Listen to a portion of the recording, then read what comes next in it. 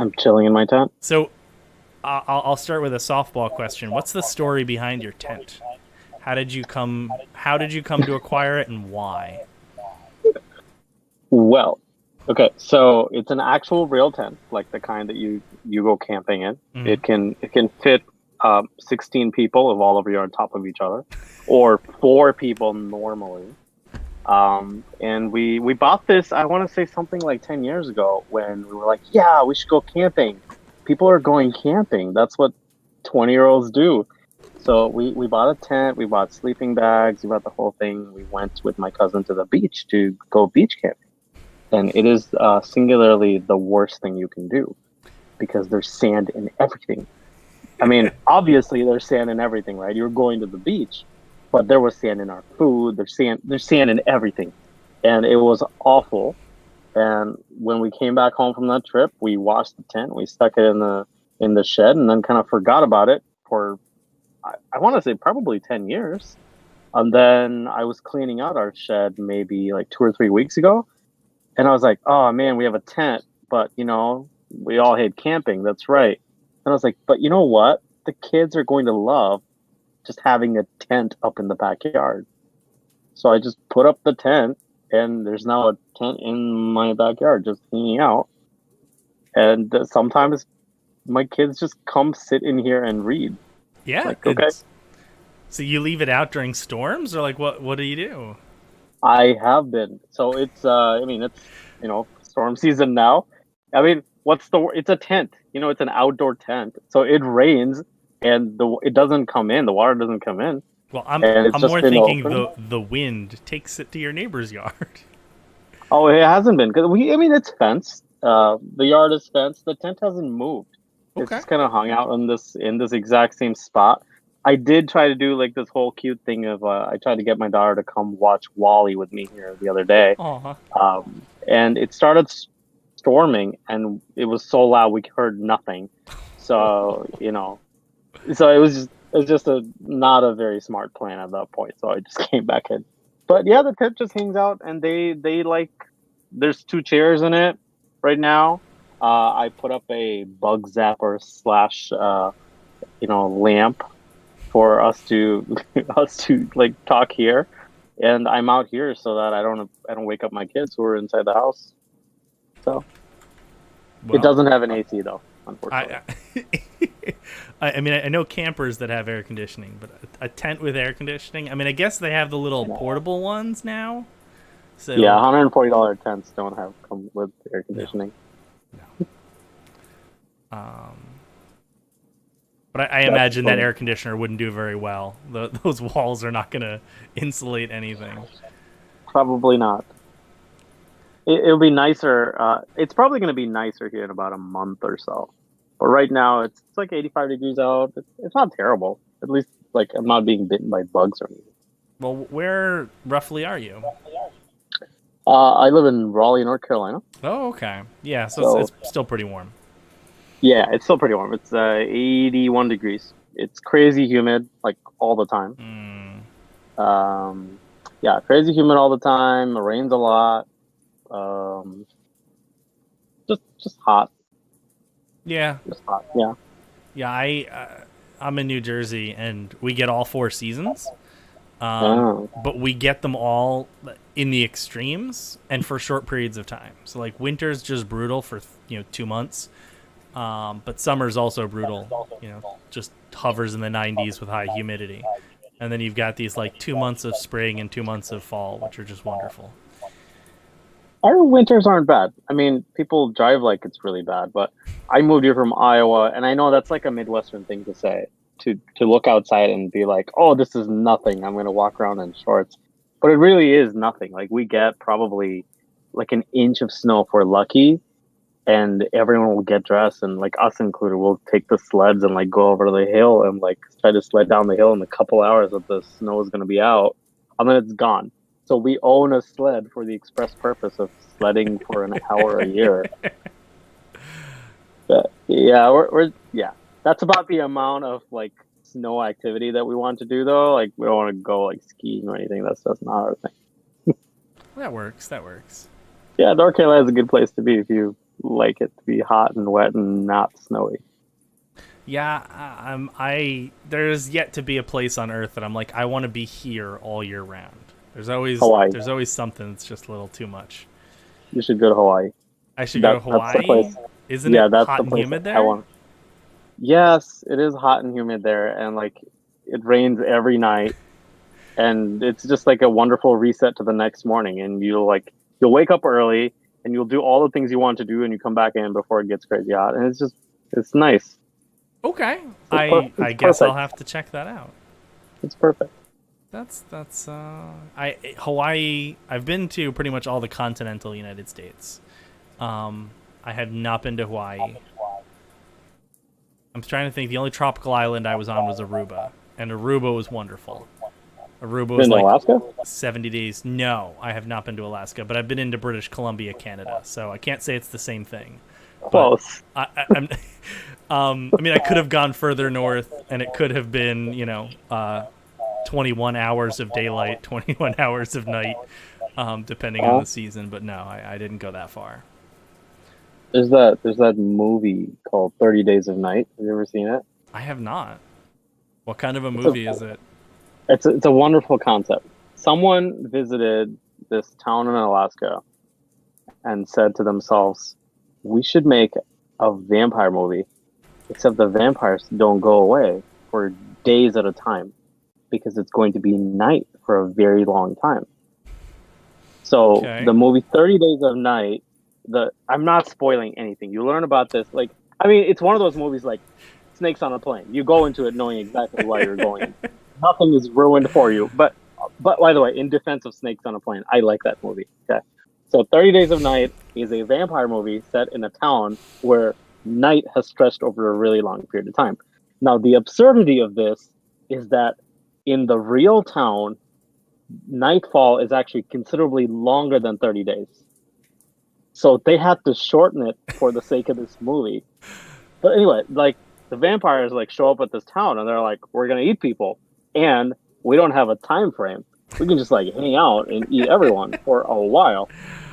And Loitering vampires. so vampires move into this town and start, eating people, and they just hang out for, I think it's Josh Hartnett. It's maybe the main character in the movie.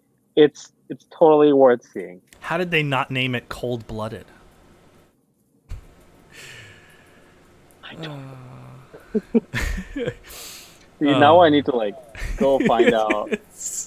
Apparently there's a sequel coming Oh out. my god, it's so bad it needs a second. Oh, and it's based on a comic book miniseries. Who knew? Ooh. Yeah. Oh, okay. Yeah. Someone in chat, friend Cole, just noted that it was based on a graphic novel. Yep.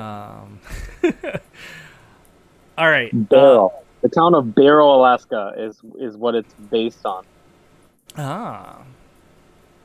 Interesting. Yeah, I've watched a few episodes. There's a Nat Geo special that's called like the Yukon territories or something, and it's just about people who live in towns that have populations of 12 in Alaska. Yeah. And I'm like I am so impressed. I would just not survive probably a week. I don't know.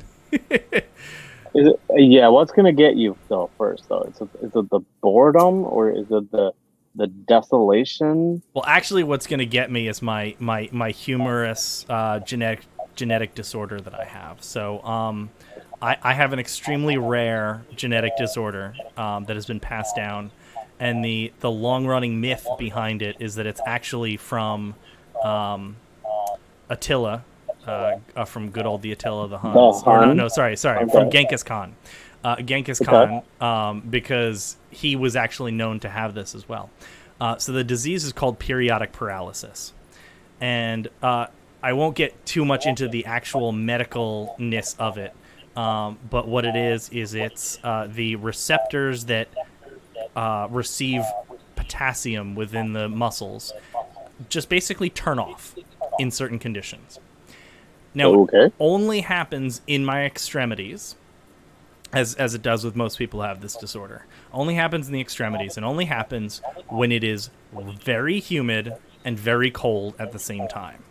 So, for example, if it's really hot and humid outside, and I take my hand and I dig my hand into a like ice cold freezer that's got a bunch of like, let's just say ice water and cans of soda. If I grab a can of soda and I pull it out, I cannot release that can of soda. My muscles are frozen holding onto that can of soda. And why it's a humorous disorder is because it happens to the muscles in my face.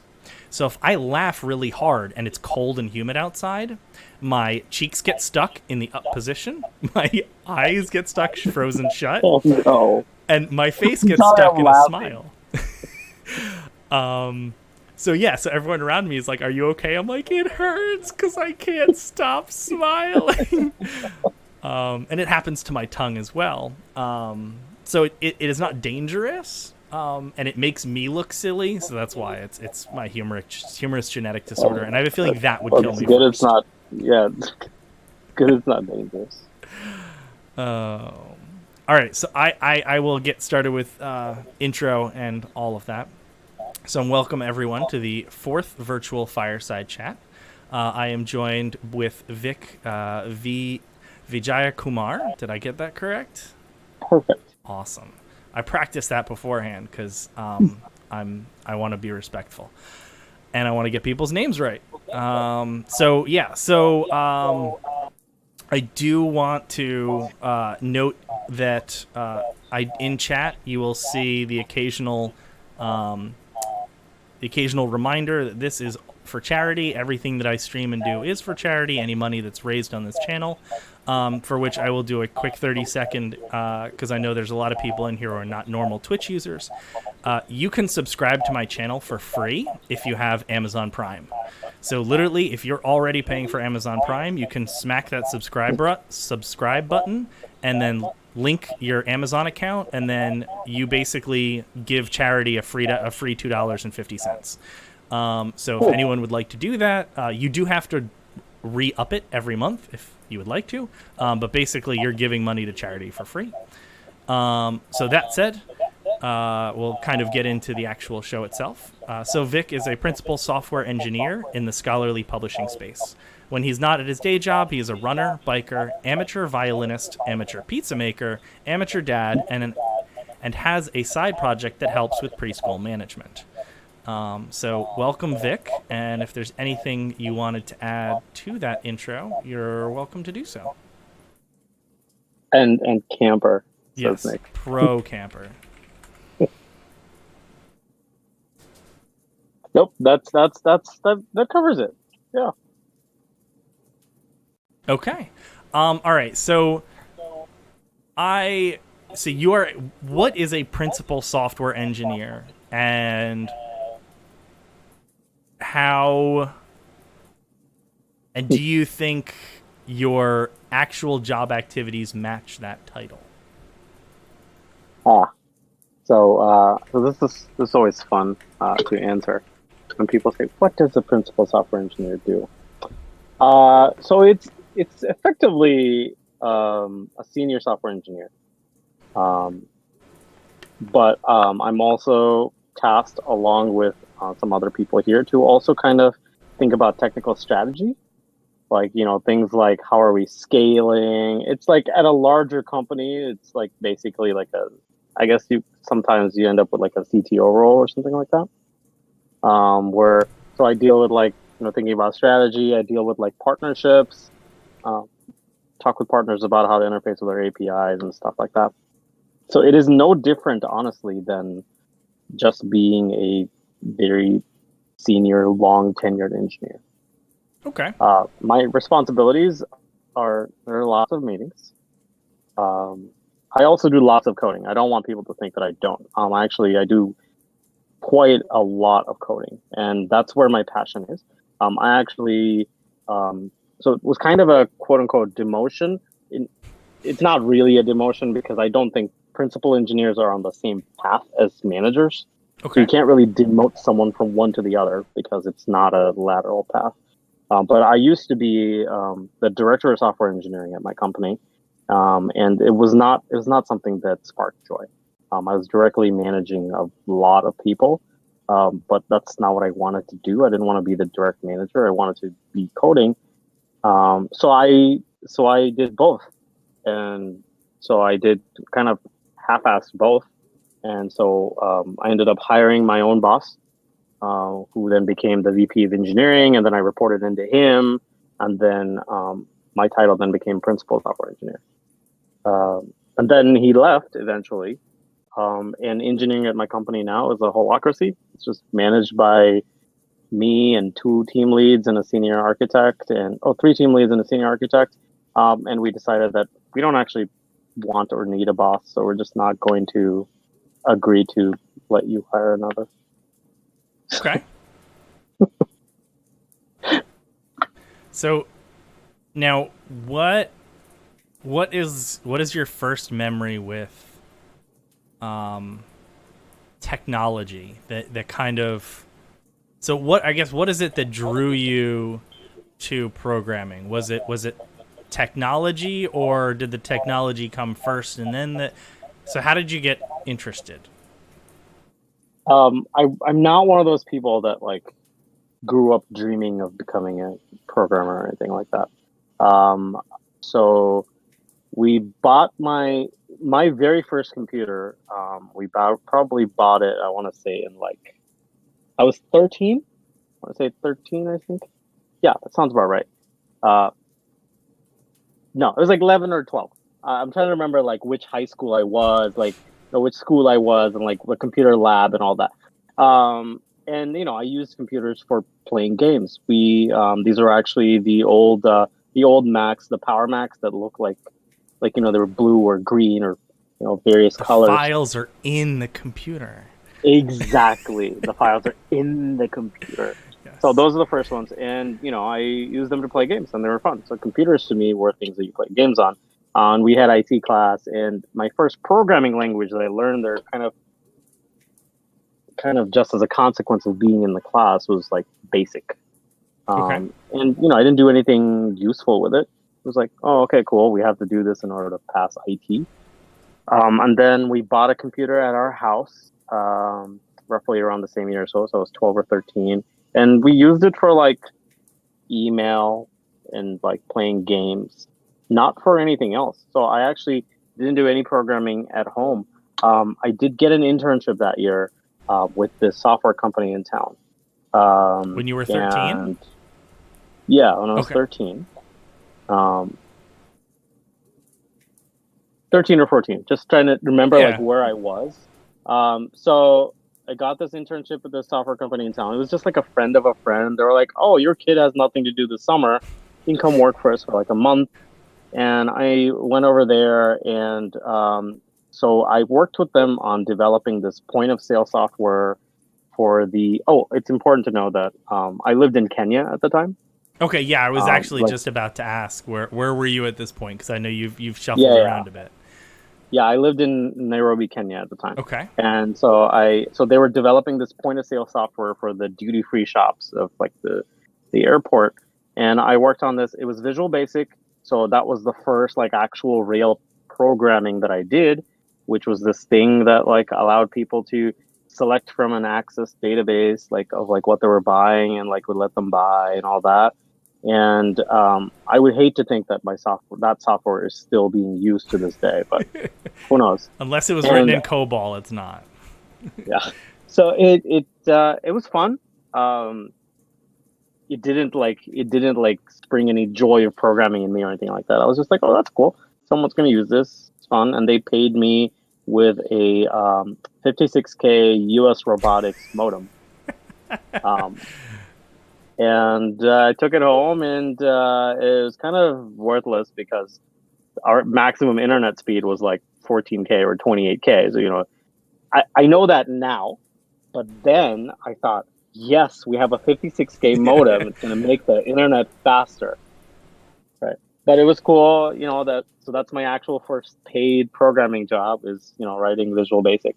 And then I didn't really do any programming at all. Like after that, until I started at college, and I came to college um, for I was kind of torn between like nuclear engineering or something to do with computers. Computers intrigued me from the point of like playing games on them, but not really as a I can use this to transform the world or anything like that. This was 2000, so web applications were not quite a thing. I mean, websites existed, but not quite where we are.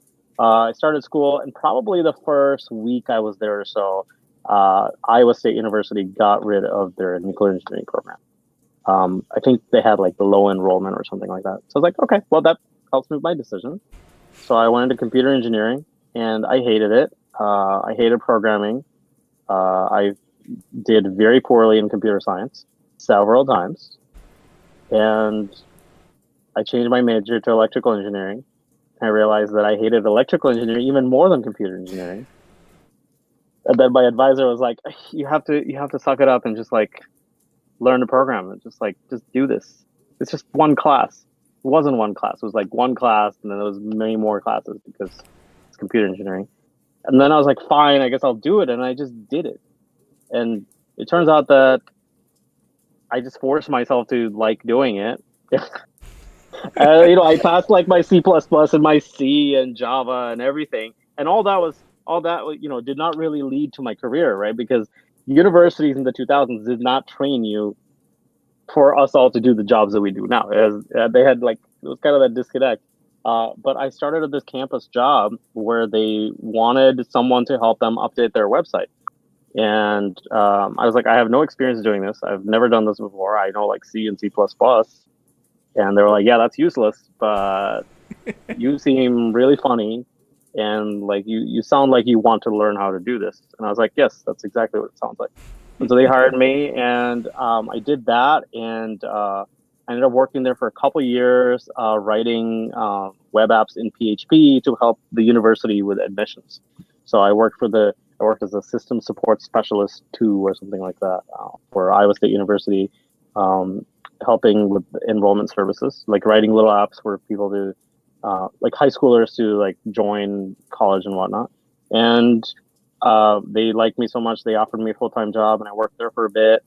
And then I moved to North Carolina. I've had this job for 13 years after that. Okay. So It's a traditional path in the sense that I went to university and got a job out of university, but is non-traditional in that I hated it almost to the end. that is not uncommon. I think I only know one person who got a CS degree and like loved it. I'm very glad I didn't. So it sounds like in most cases you were just thrown in the deep end. So, I mean, going back to you being a teenager, being thrown into Visual Basic. So what was that like for you? Did you like the challenge of like, I have no idea what I'm doing, but I'm going to figure it out? Like how did you approach the learning aspect and getting it done? You just helped me realize that I enjoy surviving crises. Okay. So left with no choice, I will do the things that needs to get done. Right. So the Visual Basic thing was kind of fun because I mean they just kind of threw me at this, and I just hit help, and like I mean it's not like I could open up Stack Overflow in 19 whatever, right, or Google it or anything. I just kept hitting help, and like Visual Basic was kind of cool. I don't know if people still drag it, but it was actually really cool in that you would click a button, and it would open up, and it would have the GUI on the left, but then it would open up the ID on the right, and it would open up the so you have clicked a button like function, and then you could just type like I forget what the syntax is now. You could just type like the equivalent of echo hello world, and then you could go back on the left, hit compile or whatever, and hit and click the button again, and then it would pop up, and you're like, holy crap, I just programmed. And that was really, really cool. That rapid iterative feedback was really cool. I had fun doing it. I didn't complain. I had fun doing it, and I didn't know what they were going to pay me, so that was exciting. That modem. Now, so how was the internet and again, this is just coming out of ignorance. How was the internet, and what was the internet experience for you in Kenya? And when did you move to America, and how was that different, It if at was all? so we had like a you used the phone and like a modem and you dialed out to Well, I know your internet regionally service AOL provider. was available in some places, CompuServe was Uh, available in some places, bulletin board systems were available. I mean, and that's even just regional within America who had what access. right, we So had one between one and two ISPs. The one that we okay, used was called FormNet. I don't know if there were others, but yeah, we it was just I know that it was expensive and it was doubly expensive for the same reason it was expensive here because you had to also pay like per minute for the phone, mm, right? So the internet was a fixed cost, which is all that I thought about. Like, oh, they've already paid for it. yeah, So I'm just gonna sit here all day, reading whatever it is I'm reading, and then my dad would be like, "Here's the bill that you have, you know, given us." It was all right. I the best reference I have for a comparison at the time is that there was this show called Bounty Hunter. okay, Um, you probably know what that show is. Um, but like, but that show popped up on one of our, it was like syndicated. I used to hmm watch Friends in Kenya. I used to watch Friends and all this other stuff. And that show, like an episode of that show was on, and they had to like go. They went to a website and clicked on a picture, and I downloaded the picture, and it was downloading like choppy, very similar to the same way it was choppy for me. So I was like, oh, they're not doing all that much better in America. It turns out, no, good to know. But when I came to the US in 2000. It's actually been like 20 years on like 10 days since I came to the US. So I came here for college to Iowa State. Um, and it was considerably different because the campus was wired for like Ethernet. We didn't have Wi-Fi yet. Wi-Fi was it was either really really new or just not quite there yet. And I remember this because people would like be gaming. They'd be like playing Counter-Strike or something like that. And they would need to go to the bathroom, but it's like a multiplayer game and they would do this ridiculous thing where you would walk out of your room and you would see 100-foot LAN cable going from someone's room to the bathroom and you're like, "Oh, what are you doing?" And you needed to do that because there's no Wi-Fi. But yeah, it was way faster, but like nothing to do with it. Like cool, you've given us like 10 megabit internet, but like in 2000, it was still like Google videos. I think was like starting or something like that. But anyway, that's okay. how it was different. Now, I haven't heard any side projects. I mean, you kind of you were happily thrown into the deep end for work. Uh-huh. And it sounded like money wasn't the driving factor either, or at least maybe.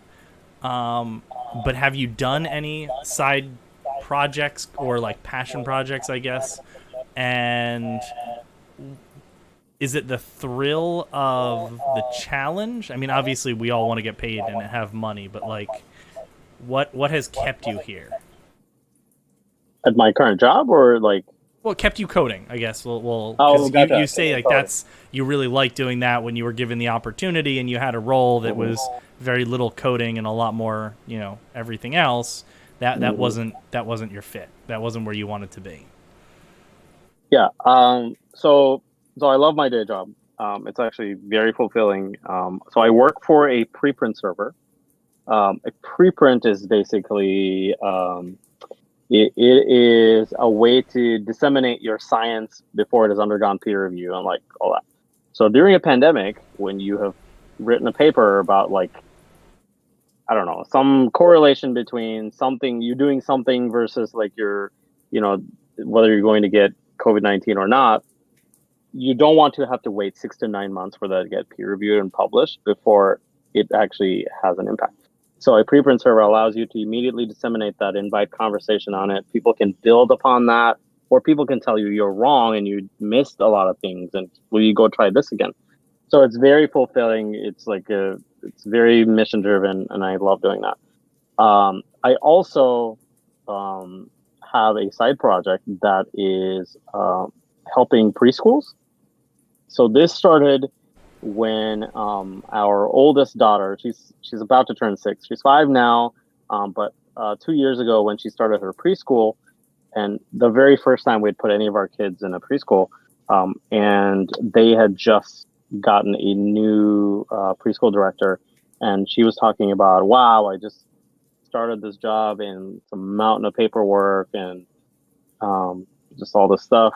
And I wrote her an email basically saying, hey, I heard you talking yesterday about this mountain of paper you have to deal with, and how there's just entire file folders full of paper and you don't know where anything is, all that. And I was like, I have a lot of experience building workflows and, helping things move online.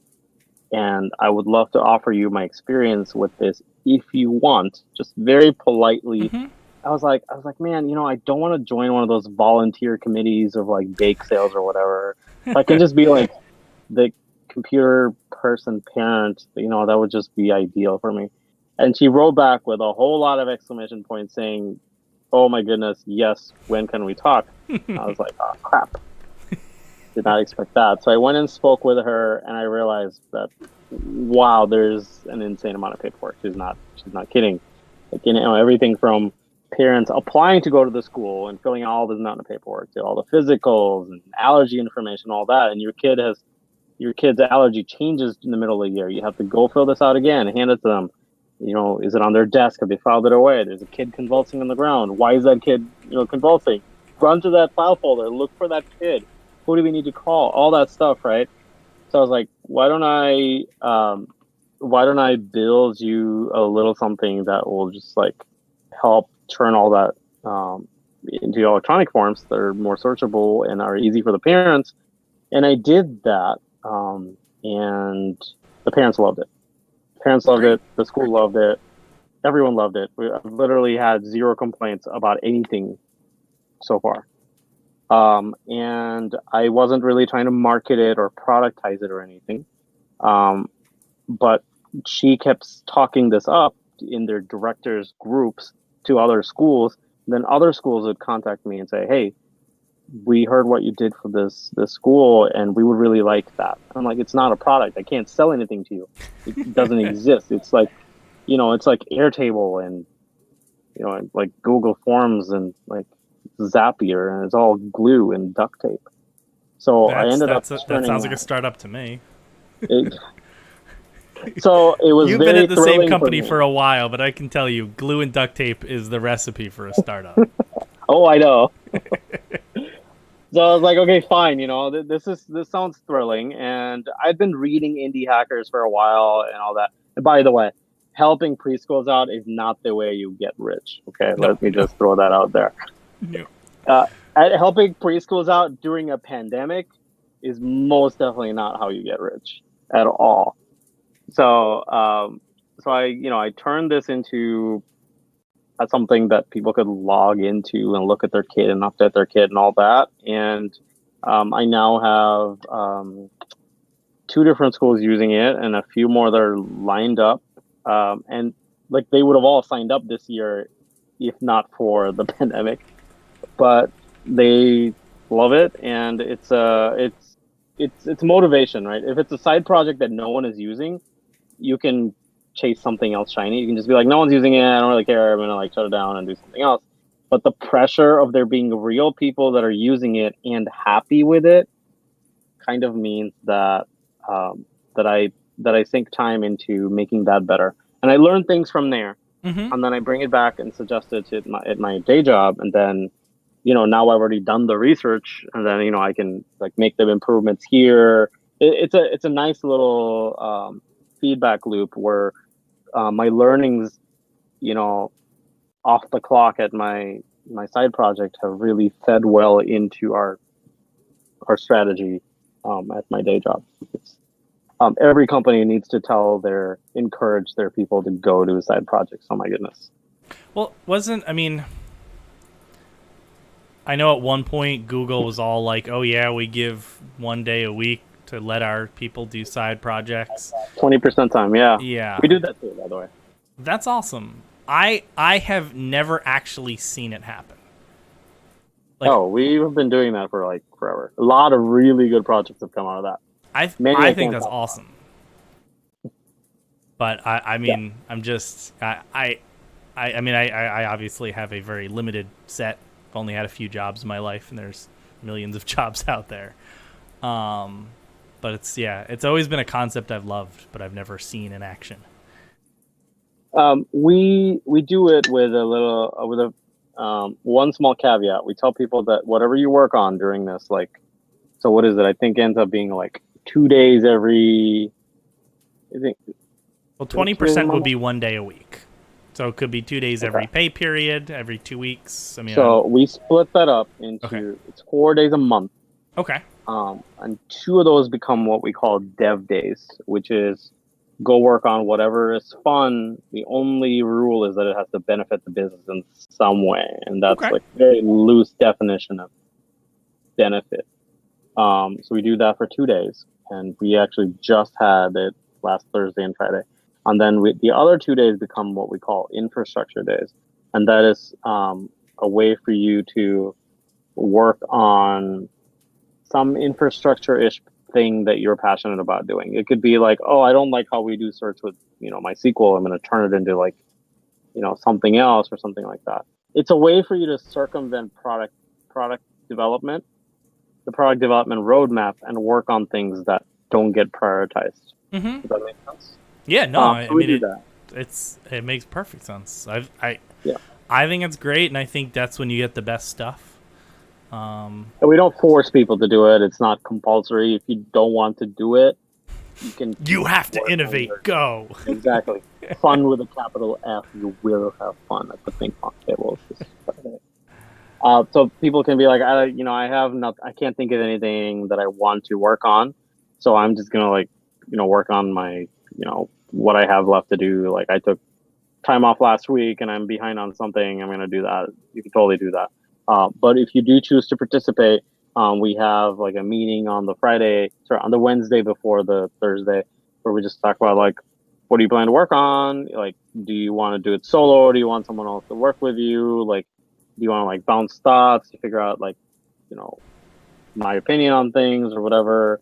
Otherwise, we will talk to you on, Monday, and you'll just do like a demo of what it is that you worked on, so that we can take what you did and like figure out a good way to make it go live, and it doesn't just get lost and, crusty and dusty. That's pretty awesome. Yeah, a lot of good things have come out of that. Now, was that something you instituted? Because you've been there for what you said, 10 years, 13 years, 13, 13. 13. So was that something that you instituted? Was that something that how did that come about? Um, I remember really well one of our engineers um, came to me and said, "Hey, other companies do this really well." I want to say Eric. I'll I'll ping Eric later. Let him know he should watch this. Came to me and said, "Other companies do this really well. Can we do this here?"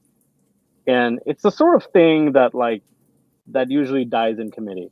You go, I mean, you're basically saying, "Can I just take 20% of time and tell my developers to mess around?" And then I was just like, "Yes, let's do it." Okay. So we just kind of started telling everyone that we did it. We started hiring people, telling them that we did it, and we just did it. Sometimes you just just do something and ask for apologies later. Yep. I've not been asked to apologize for it yet. So So how long has this been? it's been happening probably like, I want to say like 8 or 9 years. Oh wow. Okay, so that's really a long time. No, that's great Yeah, to yeah, hear. it's not brand new. We've had some projects that have come out of this that like have slashed our spend by like millions of dollars. Oof.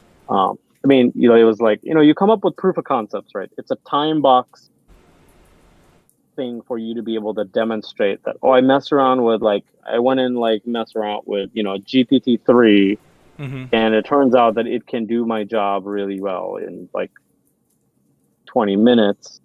And then is this worth it for us to sink more money into in order to productize it or whatever? And having that kind of that pressure to do something really quickly means that you don't spend a lot of time trying to get it perfect. Mm-hmm. You just get it working, Yep. and it leads to some really really innovative things that come out of it. Now, something on a similar line that sadly I haven't really been able to participate in, but I've heard about much about is kind of like that the hackathon Hmm. methodology, but for a specific problem. So, in your case, like the publishing space, it might be okay. We we want to rethink our workflow, or we want to rethink how we can get signatures. So, for example, instead of a digital signature requiring an email address, like let's just have a quick hackathon, throw things at the wall, see what happens, and hopefully we find out something neat. If not, no big deal. Have you ever tried anything like that, or For on a specific problem, yeah? yeah. We used to. This is something that failed. So in addition to these dev days, we would actually have like a hackathon day. It was once a month. So, you'd only have Yeah. 12 a year. And we did it in a way that we would involve the entire company or whoever wanted to participate. Mm-hmm. And people would suggest projects. And there's like our company wiki has a whole bunch of these. And you pick a problem and you would get like marketing and PR and like a couple of engineers, and anyone can suggest a project, by the way. It's not just the engineers who come up with all the Mm-hmm. ideas, because some, at some point the engineers got tired of coming up with ideas. They just didn't want to do that anymore. They were like, why do we have to be the ones that do this? So like, you don't. Like, in fact, if we want other people to like come up with things that like affect them and that we can help solve as well. So anyway, like people would come together and we would work on that problem, but there'd be many groups. There'd be like 5 or 6 groups, and we tried that. It's we People just eventually lost interest in that, Okay. and participation just went way down. And I don't know why. I mean, I'm sure I could come up with like some sort of root cause analysis or whatever, but participation just eventually went down, because it would turn out that we would build things. Uh, Here, I have a good reason for why. During dev days, engineers solve problems that are very engineering focused, and we're very motivated to then get them merged into the code base and get pushed up. During these hackathons, what would happen is someone would come with a problem, someone and like the engineers would work on that solution, but it would turn out that like management did not actually like want that particular problem. I don't want to say they didn't want that solved, but they had reasons for why that existed, Yeah, it or was like lower that priority. something. Yeah, like there was a reason that could not be changed, and they didn't want this MVP of something going out into like onto the pricing pages or whatever. They're like, well, that's very nice that this one person wants that solved, but that what you have now hacked up is actually like something that like is going to take a lot more to prioritize and get out, and we don't have the bandwidth to do that. And so these projects would just die, and people would notice that, oh, I participated in this hackathon, which I was told was a good way to get ideas out and done and sent out, but then they just die and nothing is happening, and so people just stop participating. And the engineers were like, well, I don't want to work on these anymore because like I spend 2 days working on these problems that then just die. But meanwhile, I have dev days here or infra days or whatever, where I Mm-hmm. can work on these things that I'm really interested in, that I'm the product owner for, and like that make everyone's lives happy. And yeah, so we had like this one path for that was very successful, and one path that just stopped being successful. So we stopped doing that. I mean, at any point in time, you could always say, we want to solve this problem, but can we do a 2-day hackathon on it? It would then be initiated by like the managers in the product development, right? So it's not any different than the regular product development process, Yeah, well, that makes and sense. that's fine. That's fine. You would just bring a bunch of people together to do that. Now, how big is your company? 300. Okay, so that's reasonably sizable. And how many are Yeah, just IT? sizable. I'm gonna say like 25 or so. Okay. Yeah, it's roughly. It's 11 o'clock, so my lights outside turned off. They're like very nice, romantic LED lights for. Aw. So I'm gonna turn them back on. There we go. They're on. Now, They're roughly 10%. okay. How do you approach learning? Because obviously technology is constantly changing. And I mean, I doubt I mean, your educational background is in C, and C++. You said, but It's not very useful. you did PHP outside, right after, Mhm. which you picked up on your own. And I'm not sure what stack you're in now, but what's your go-to when you have to figure out how to do something? I read a lot. Okay. Um, I'm on various, I'm on Twitter a lot. And there's a lot of education that happens on Twitter. Just reading people, share whatever new thing is going on, and I go read. For a while there, I was reading Hacker News to figure out whatever. The Hacker News is not a representative. Is not representative of what's actually out there. It's more like what's the flashiest thing that people upload. So it's not quite the same thing, but it is good for like learning what that flashy thing is. But I do read a lot of Twitter. I'm on the virtual coffee Slack group. In another Discord group where people talk about what it is they're working on. So in my day job, I work in PHP a lot, and I work in Node.js. So I write a lot of both front end and back end Node and PHP. We also have a lot of serverless stuff that's in Go and Java and more Node. Um, and I mean, I just read a lot. Okay. I wouldn't say that, so I've been reading about, TypeScript, for example, and I've yet to practice TypeScript. So all of my knowledge of TypeScript is entirely theoretical. But one of these days, I'll probably be like, oh, I'm going to take this one file and convert it. And I'll probably just Google how to do that. Or, you know what? I forgot. I also have an Egghead subscription, Okay. which is really useful because it's kind of like having curated. It's kind of like having like curated knowledge. So you don't have to search on Google and find a bunch of outdated ways to do things. I can watch these videos of people like building stuff, and it's really really useful, honestly. And there's when things get out of date, they'll just update new videos. So I bought that last year, I want to say, based on I just seen some recommendations from people, and we have a professional development budget, and I use my professional development budget to buy a year of Egghead. It's been quite useful. That's great. That's egghead.io, right? Yeah, egghead.io. Um, right before we started on this call, I was walking the dog, and sometimes when I walk the dog, and I always wear headphones on one ear when I'm walking the dog, and I'll just like watch videos on YouTube of I'll either watch like videos of some violin technique or whatever that I'm trying to learn, or I'll listen to a podcast, or most recently I was watching Egghead.io videos of people building apps in React Native. Now that's something that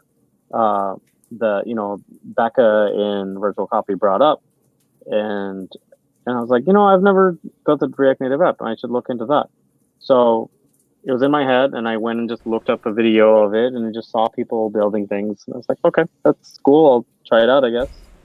It's just, I guess, curiosity, right? I could have done nothing with the information, and my life would probably still be the same. But now I, know some basics of how to build a React Native app. It's not going to do anything useful yet, but If I get curious enough, I take some time off one day, I'll probably like do something with it. Okay. Now, I know that being a father is a big part of your life. Have you So have you that tried to tempt your kids into coding at all, or are they interested at all, or how have you, especially because kids are now surrounded by technology? So uh, how have you how have you managed that relationship between technology, coding, and your kids? you you kind of have to trick them. So first of all, my kids are 5 and 2. The 2-year-old is I'm not gonna teach her into doing anything. Okay, she does what she wants to do. Um, the 5-year-old just started kindergarten this week, virtual kindergarten last week. So this is week 2. So she has her own, like, it's like a 12-year-old MacBook Hmm. that I cleaned up and I stuck in front of her. So she has her own laptop. She's very proud that she has her own laptop, and she's already figured out how to like open it up. She's figured out how to use the mouse, which took my mom like years and years, and probably took me quite a while. And teaching someone how to use a mouse is actually quite hard. Like, now she's using a trackpad, so you have to like hold down with your thumb. And anyway, she knows how to log into this thing. She knows how to open up, Firefox, and like go to her Google Classroom and log in and open up various things. So she's like probably in a good place there. If I try to tell her that I'm going to teach her coding and like make it a chore, she's not gonna want to do it. But if I trick her into playing a game or something like that with coding, I can probably teach her some like elementary concepts like functions or adding or whatever. She can. She's typing and she's reading, so she's in a good place there. I'll probably approach it in a year or two. Um, There's a Earlier this really year, fun though. board game. I believe it's Yeah. called Turtles, and Huh. you use cards that basically are functional program to move a turtle around, and you have to get the turtle to the end. Huh. It's based off of the I don't know if you're familiar with the coding concept of a turtle, but it's a drawing language that you basically tell the pen to either go down or up, and then you just draw based off of telling the turtle where to move. But the board game's actually really good for kids, and it gives them that concept of like you get to control it, but you have to think 6 moves out. So when I move it left and then move it forward, where does the turtle now? Noted. I'll check that out. What's I gonna say? Oh, I forgot. Yeah, I'll probably sneak it in one of these days. Oh, yeah, I remember now. Earlier this year, I opened up like card, like CARRD.co Okay, on an iPad, and the 5-year-old built a website with me. there you go. Uh, card is really, really intuitive, and you can do it on a mobile device. No like app or anything. Mm-hmm. And she just built like a hot chocolate selling website with me. We didn't do anything with it, of course. Of It course. was fun for her Yeah. because, so you know how in a Nintendo Wii you used to be able to build like your Mii's, your characters. So she loves doing things like that. So she loves drag and drop things, and so in card, she's like, "Yes, I would love to drag and drop and type things in here and make it look pretty." And then she's like, "Okay, I don't know what this is anymore. I'm gonna leave." And then she left, and I was like, "You just built a website. This took me years. This took me years to do. You just build a website. You don't know the power you have. Kids these days, you know." Then she left. That's great. Um,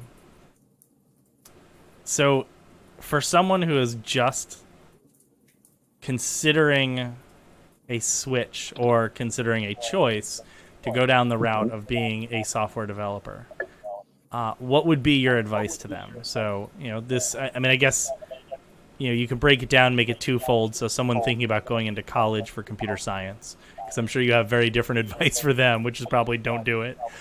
Uh, Uh, and then someone maybe trying to switch careers from something else to get into software development.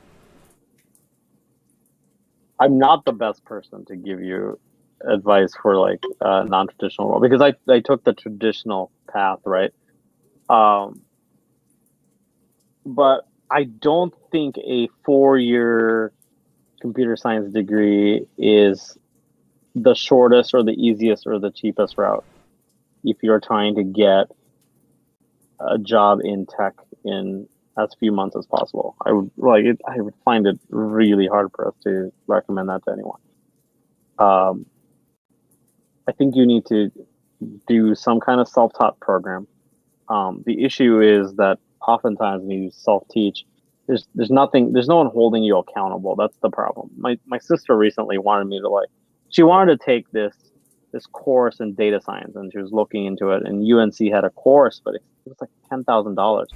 I said, no, that's crazy. I can come up with like a curriculum for you. The problem is I gave her this curriculum, and I check on her every now and then. I'm like, where have you gotten? She's like, well, I haven't started yet. And that's the problem. Is she's busy, and because she didn't pay me any money for it or anything, there's no accountability. I don't really hold her accountable. She's my sister. So you need some way to hold you accountable. And I don't know if if kind of what the best paths for that are. There are many, and I have no recommendation of the thing to do. But curiosity helps.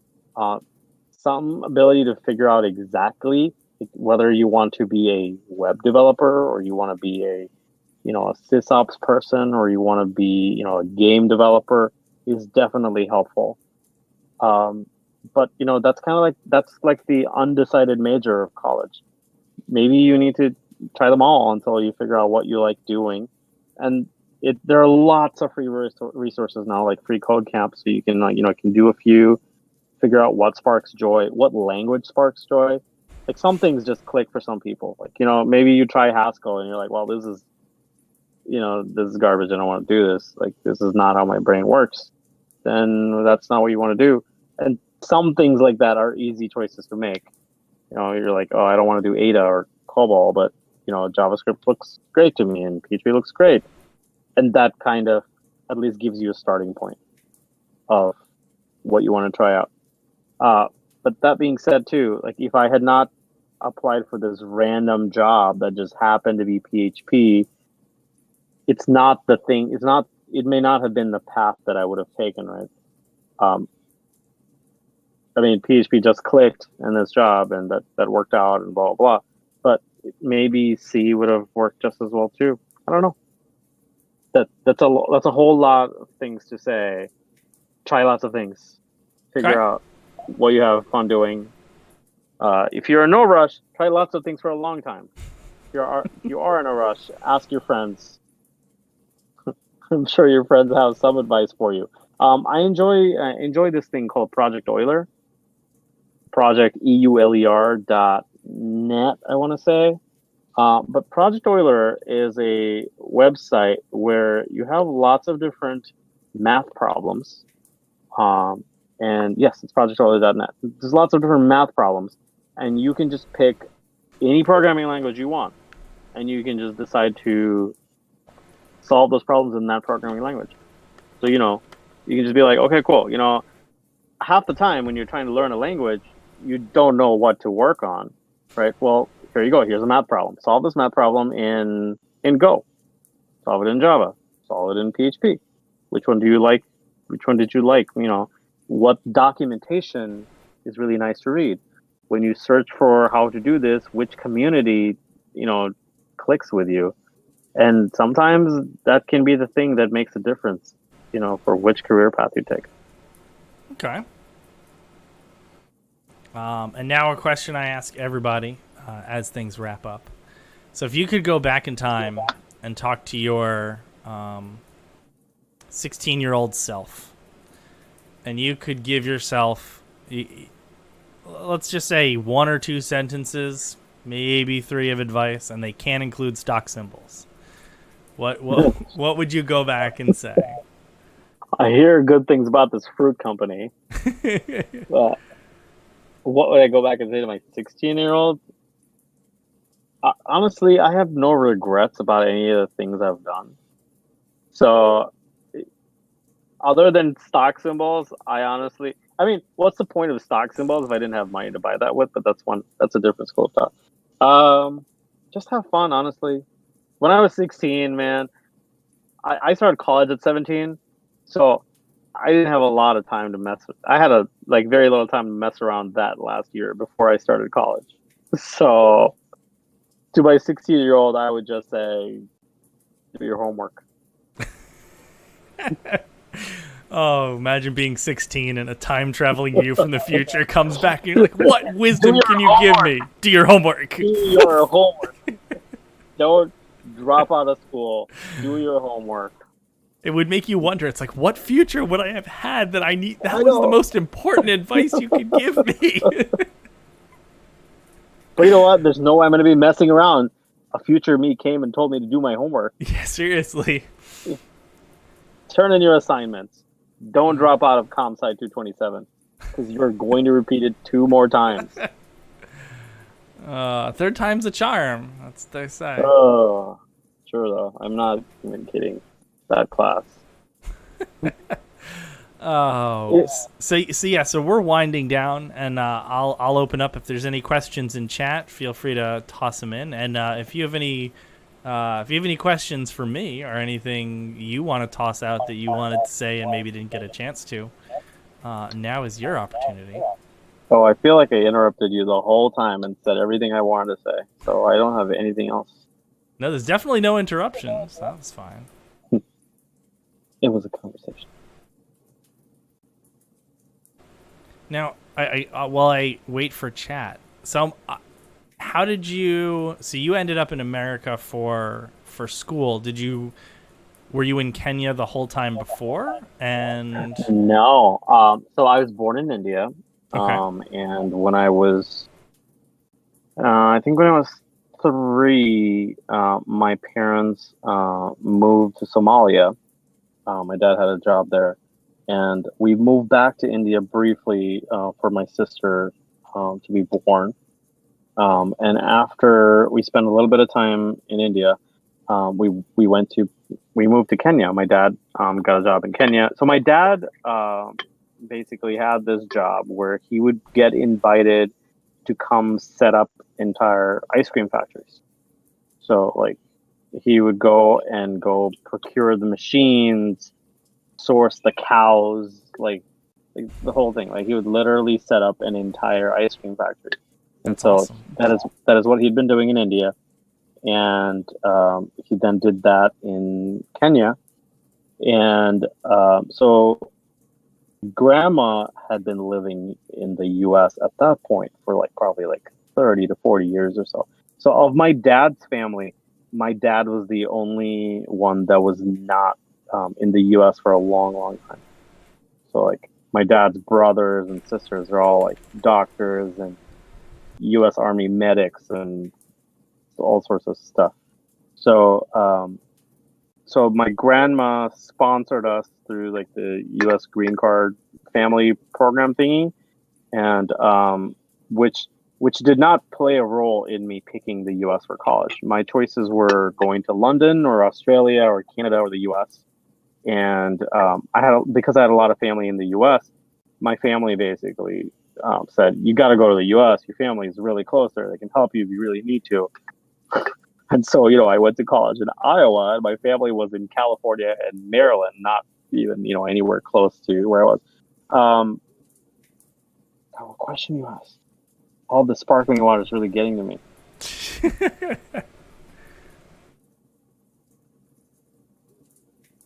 You can't hold your fizzy water. I was asking how you got to, how you ended up in America and what was that? Yeah. So that's my entire path. And then I met my girlfriend there in 2003, and then when she moved to North Carolina to do her graduate program, I moved here with her in 2006. That's so I have to all ask, the moving around I've done. Did your dad ever drive an ice cream truck? Would you ever buy him one as a gift? He did very briefly drive an ice cream truck, and it was one of those VW combis. Did I say that combi? I'm not sure, but yes, I know exactly what you're talking about. Yeah, it's one of those. It's one of those. He drove that, and he would like drive it home because his car was in the shop or something like that, and then he would then he would drive back out to work the next day, and people would run after chasing him or like knock on the thing to like try to get him to stop to sell him ice cream. Yeah, So I've eaten a lot of ice cream in my life. I was experimented on. I'm sure that's a terrible, terrible thing growing I up. I get such horrible brain freezes though. Aw. Yeah, So a friend of mine bought a, I think it's like a Honda. They're the Scions, the ones that look like they should be ice cream trucks, and it was all white. So as a joke, we got him the like ice cream music on a CD so he could play it while he drove. And he got it in poor September. neighborhood kids. So in October, he invited us to this big Halloween party. So I built a Transformer costume that was an ice cream truck that worked. So I could get on the floor, and I had my wheels out. I had a door that had candy in it, and it played the ice cream music. So whenever I think of an ice cream truck, I just think of myself getting on a disgustingly dirty floor to show off that I was an ice cream truck. Awful. So there's a few questions. So Cole asks, you had mentioned to buckle down when you're learning to program. Was there anything? I was told to. I was told to buckle down and learn the program by my advisor. Yeah.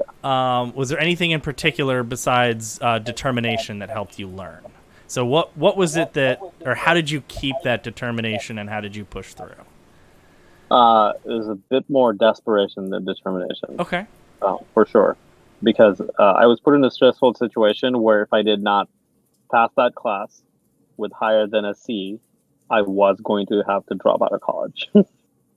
But I think what really helped that semester was, it was like I had basically the summer to pass this particular programming class. And I had a very good TA. Summer TAs are awesome because they have nothing else to do. I had a very good TA that I was able to ask a lot of questions. And I remember that she was very helpful. And also I was on this forum where I would ask people, like there were people that helped me with my success. It was not just me pouring through this programming book and becoming really good at it. There were people that I asked for help, not to do my homework, but I would just be like, I don't get this, you know, and they actually helped me get through it. And it eventually sort of clicked where so what was happening was that on the first day of class, the comp sci teacher, basically said, who here has, programmed before? And a little bit more than half the class raised their hands. I was not one of them. And he said, okay, cool. We don't have to cover the fundamentals, which sucked for someone like me that had never programmed before, outside of the Visual Basic thing, which, was years ago. I didn't remember any of that. So I took this summer to speak with all these friends and work through this book and try to actually learn a lot of the fundamentals, which, because the teacher had skipped, I had also then been not really focusing on. I was just trying to do the various assignments. And so it helped me in that way. But it was not just my determination, honestly. It was a network. No, I think it's worth repeating. Most people can't do it by themselves. A select few can kind of hold themselves up and, given a problem, can push right through it. But it's always good to have, as you said, someone to hold you accountable, but also someone to ask help. I can't imagine where I would be if I didn't have people I have no idea what's going on here. And even if it's just an expert who will give me 5 minutes and say, no, you really need this function, or even just to point me in the right. Through. Yeah. So yeah, that is critical. And for anyone who thinks that those people aren't out there, they may not be directly in your life now, but on Twitter, I mean, I can think of Sarah Drasner, for example. if you have a question about, she's View, right? Is she View? Do you know who I'm talking about? I know who you're talking about Okay. because I think I use her Visual Studio Code theme, Night Owl. Yeah, very possible. But like the people who literally created things like View and Next and Nuxt and like all those people are on Twitter and they have followings. But if you at them, they'll probably see it. And especially if you're nice and ask a directed question like I'm new and learning and I'm really stuck here, they'll probably help. So, not that you can count on them all the time, but one or two or three times. And then you can figure out where that community is and ask. And I think that's pretty important. Yeah, Sarah, there's so many. Yeah, there's so many people that it's really unbelievable and amazing that these people exist, that they're so supportive and yes. ask for nothing back. But be conscious of their time. And they probably have written a lot that you can go look at. Like Kent C. Dodds is a really good example. Mm-hmm. He puts out so much free content. I mean, yes, he's also like a paid instructor on Egghead, but he puts out so much free content that you can go look at, read, watch videos of. It's amazing. Yep. So Sarah had asked, how did becoming a dad change your career path? And I'm going to extend that just a little. How did becoming a dad becoming a dad change the way you viewed work and or coding? It definitely changed how I worked for sure, because it meant that I could no longer just. I mean, my wife and I, before we were parents, would totally like come home, turn on Netflix or whatever. I mean, I say come home. I've worked remotely for 13 years. I was always home. But she would come home from college or whatever, or work, and we would turn on Netflix, we'd watch that forever, um, and or stay up doing other things that we needed to do. Would take eating breaks or whatever.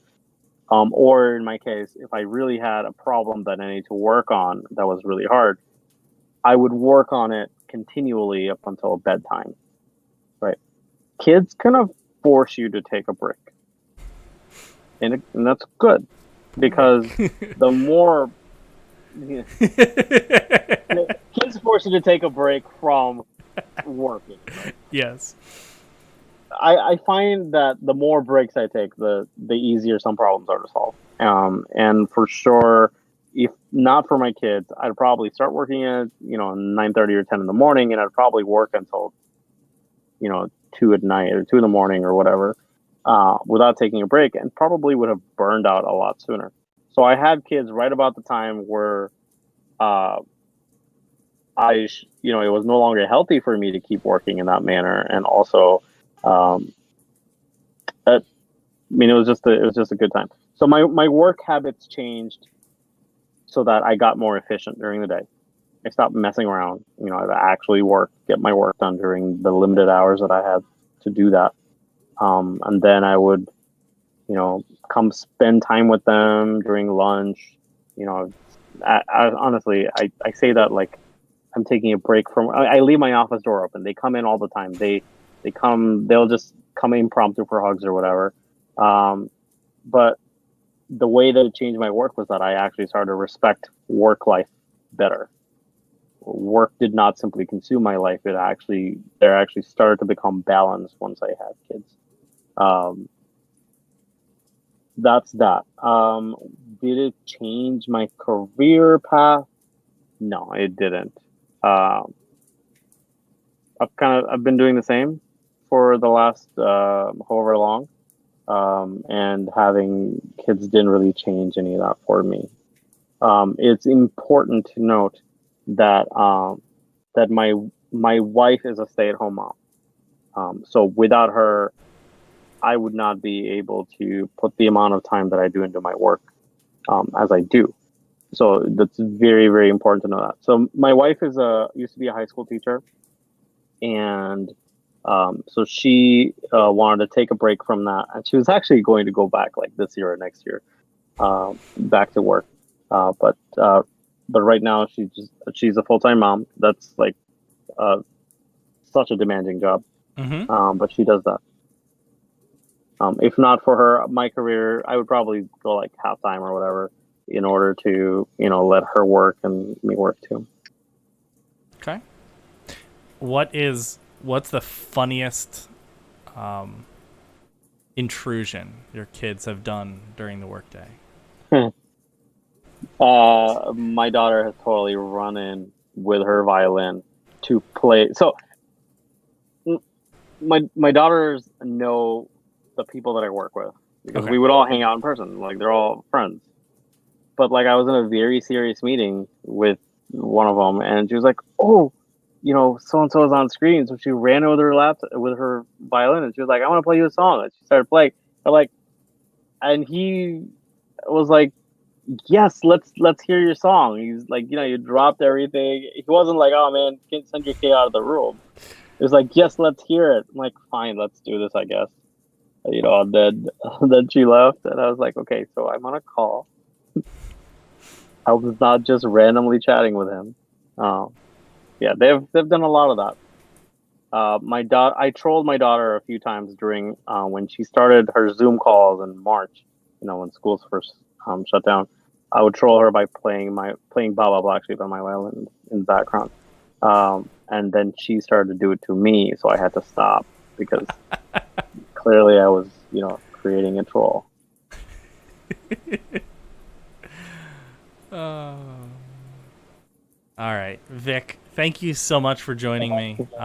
It's been a pleasure. Thank you for having me. It was it's certainly it's an interesting journey, and I'm glad you've learned a little bit about yourself. So when we need to get something good out of you, we just throw you in the fire and tell you you've got a really tight deadline. Then it'll get done. I promise not to do that.